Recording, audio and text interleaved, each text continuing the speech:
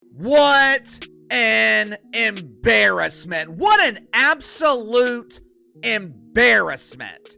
Angel Reese just had the worst game of her career, and it's not just a bad day at the office, it's an absolute disaster for the WNBA. Something, as the kids would say, diabolical was taking place last night. And it was Angel Reese setting women's basketball back 30,000 years. Now you might be saying, hey, everyone has bad games. And yeah, you'd be right, but this is different. Because there was a build-up to this game, a tension, a spotlight, a media frenzy that set the stage for what turned into a seismic reaction.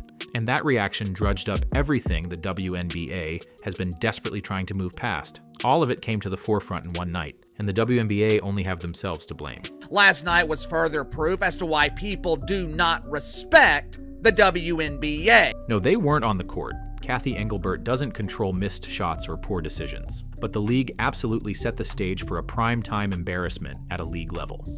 This was the culmination of over a year of how they've treated Angel Reese, but also how they've treated Caitlyn Clark and the millions of new fans she's brought in. And over the past week, that tension has been cranked up to the max. And after Angel's performance, it's clear the league has made a huge mistake, and there's only one way out of it. I'll explain. Let's get into what actually happened, the reaction, and what the league should do, but probably won't. Because hey, it's the WNBA. But first, like this video and drop a brick in the comments, because, well, you're about to see why. Like Angel was not good today. Like, this is the worst game I've seen her play. She played no defense. She played no defense. The only reason she got the double-digit rebounds was because she got 5 offensive rebounds in one possession. So let's get right into the train wreck that was Angel Reese's performance against the Liberty. Because honestly, it was next level bad, both statistically and visually. And you'll see exactly what I mean in a second, and why this is devastating for the WNBA. 2 points, 12 rebounds, 3 steals. 0 for 8 from the field.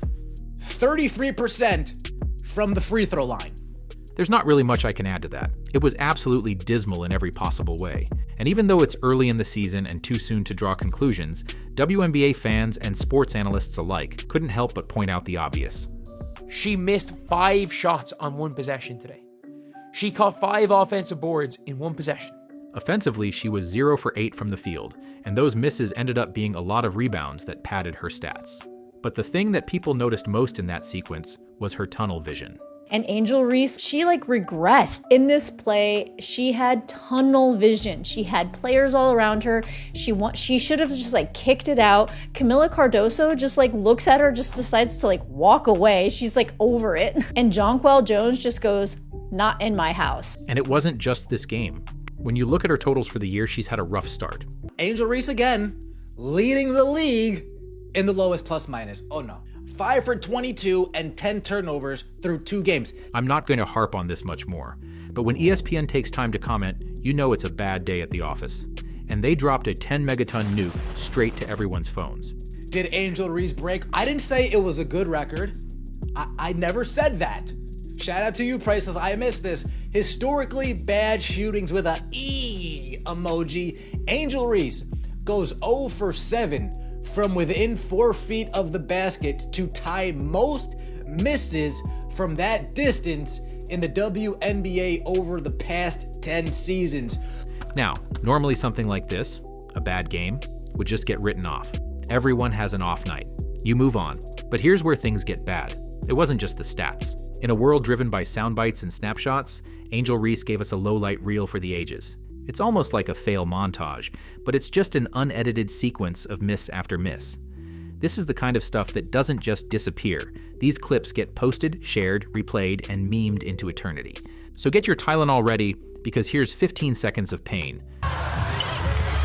Cardoso with the miss. Angel Reese picks it up, what she's good at.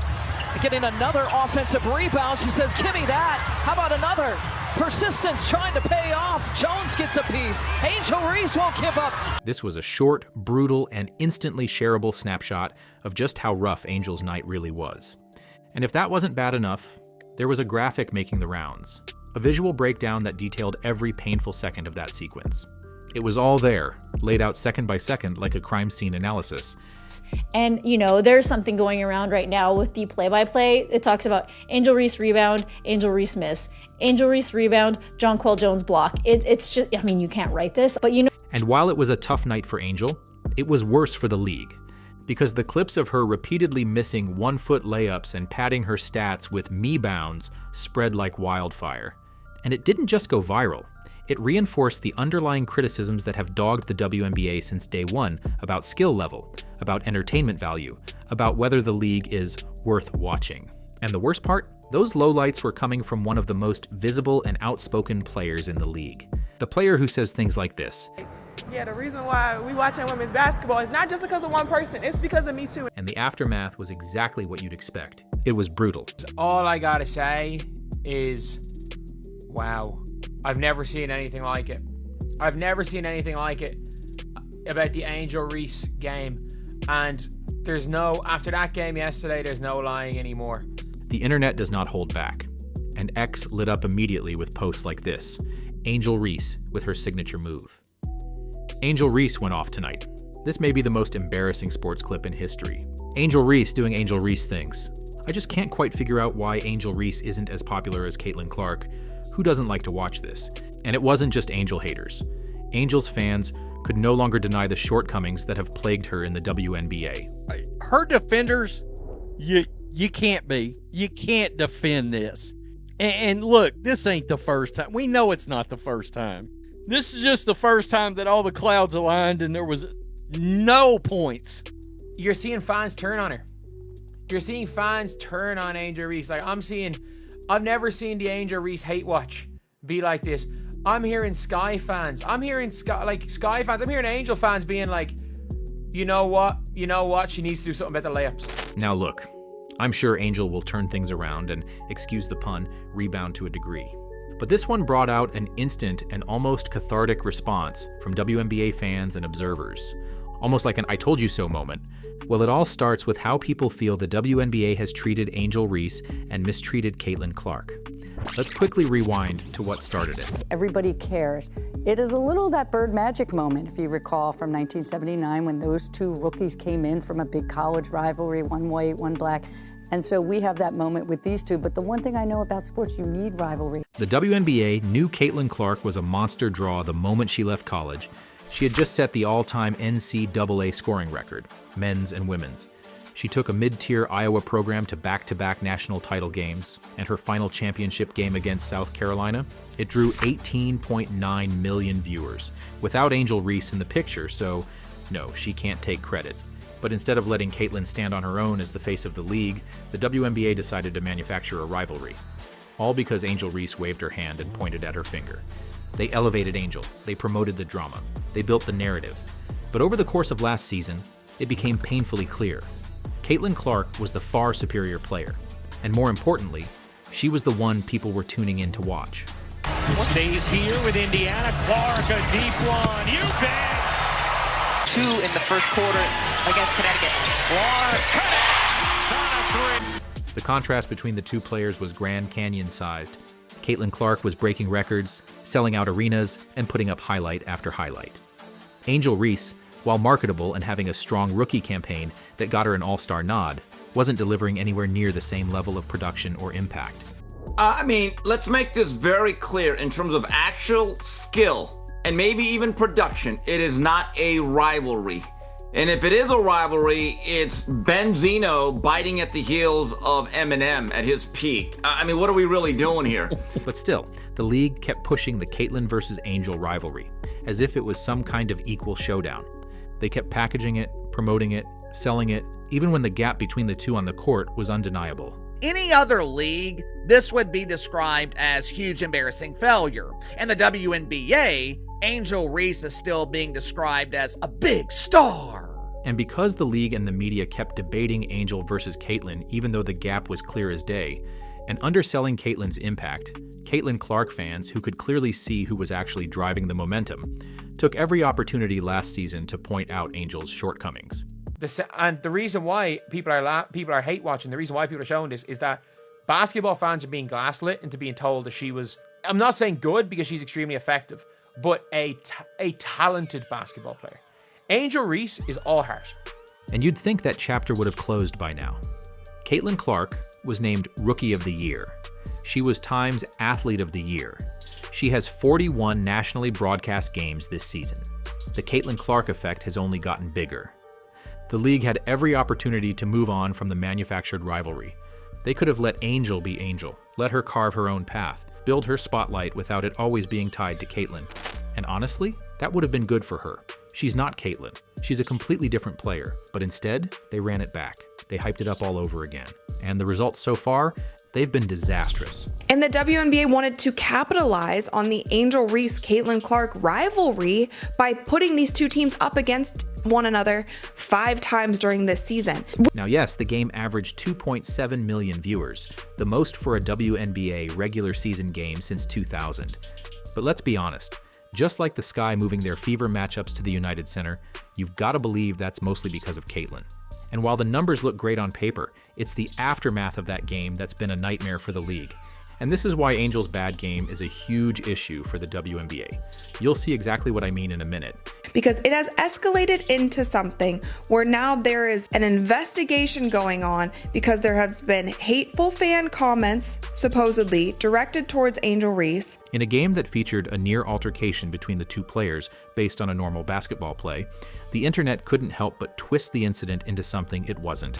And then, right on the heels of that, the league launched an official investigation into what was deemed hateful behavior in the arena. But as of me making this video, nothing has been found.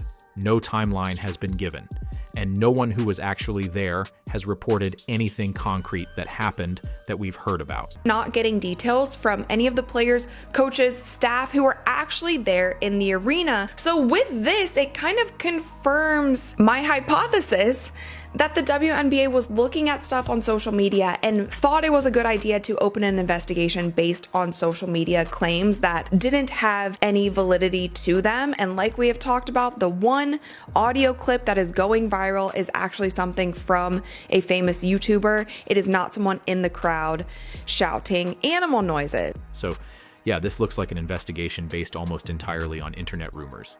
But the damage? It's already done. The headlines are out. The perception is set, and once again, the league has managed to take a moment that should have been a win and reinforce a narrative about Fever fans. It is now a thing. The media have doubled down that Indiana is unsafe. The media took hold of the allegations and the investigation and ran with it. Other players chimed in, and even though nothing has been confirmed, Indianapolis is now being labeled unsafe for opposing players. But beyond what many thought was a knee-jerk reaction by the league, there's something even more troubling. Many fans complained of a double standard. While the league has been quick to investigate claims, there's been a flood of hate directed at Caitlyn Clark and the Indiana Fever online.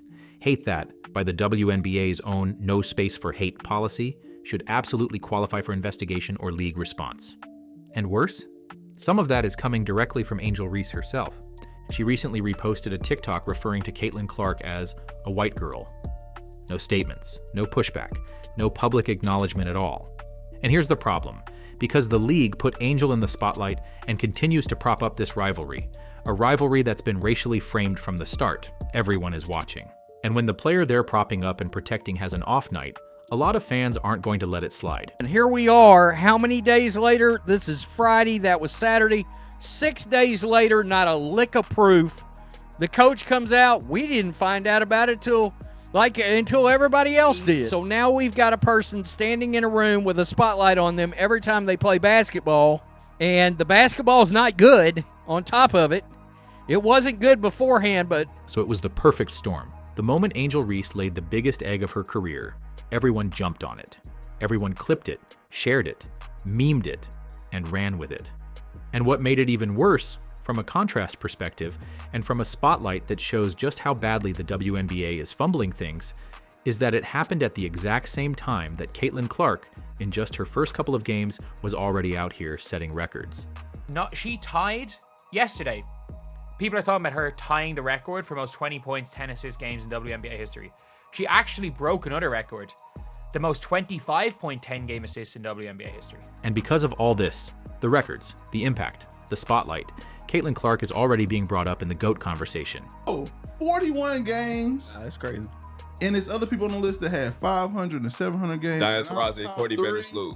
It's crazy, bro. It's nothing you can say to me, bro. Nothing. If she plays 100 games, bro, nobody ever gonna beat that record, bro. Bro, she's Table of numbers, bro. She the best. She's the best ever, bro. It's the contrast of contrasts, all playing out in the span of a single week. On one side, you have records for exceptionalism. Caitlyn Clark setting attendance records, breaking viewership milestones, and elevating the Fever to national relevance. On the other, records for futility. A viral lowlight reel, missed layups, and one of the worst performances of Angel Reese's career. And for the WNBA, it's a nightmare scenario. Because instead of leaning into what's clearly working, they've once again alienated fans, all while seemingly protecting a player they've heavily promoted who continues to struggle with fundamentals. And the worst part? They know exactly what's happening. They know Caitlyn Clark is the reason for this surge. They know the millions of new fans tuning in are there because of her. She's a generational talent. No league's ever about one player, but in this case, Caitlyn brought tens of millions of new viewers into the W, and there's no denying that impact. Not just in the WNBA, but the world of sports. Adam and I talk all the time about she's the most popular athlete in America, you know. But the league has made their bed. There are still 4 more games between the Fever and the Sky this season. And let's be honest, the Sky have looked absolutely horrible so far. Now, I don't think every matchup will be a blowout, but this is the rivalry the league chose. They knew Caitlyn was better, they knew the Fever were stacked, but they persisted anyway, because they were committed to the narrative. And now, the microscope is on Angel. And Steve, this is going to end in embarrassing fashion. This is my prediction, Steve, that before this season is over, Angel Reese is going to figure out a way to tap out, quit basically, and demand some sort of trade. Fans are going to keep comparing her numbers to Caitlin's. Every missed layup, every box score, every possession, it's all getting tracked. And here's the thing, this could have been handled better. If the league showed more balance in how it implemented policies, if it didn't rush to the aid of certain players while ignoring others, namely Caitlyn and the Fever. If it leaned into Caitlyn and let the rivalry die, fans might ease off Angel a bit. Frankly, all of that would be good for her. But it's unlikely they will. Hopefully Angel can settle in, improve, and start putting up stronger performances. But if she doesn't, I wouldn't be surprised if this were next. Folks, she has the weight of the world on her shoulders. She is carrying the racial hoax of the year. Man, the pressure that woman must be under. I don't wish that on my worst enemy. This would be horrible for the league, because the longer the investigation goes unresolved and, by quote-unquote impacting Angel, the more it paints indie fans and the tens of millions of Caitlyn Clark supporters as somehow being bad for the game. The WNBA had a golden opportunity this season. A chance to take a generational star, a wave of new attention, and finally break through. But instead, they're shooting themselves in the foot, propping up players who aren't delivering, alienating the new fans who showed up in record numbers, and now they're stuck in a no-win situation, despite having a golden goose, a once-in-a-lifetime opportunity to grow the sport. If you're still here, drop a goat in the comments, because that's exactly what you are for watching the whole thing. See you next time.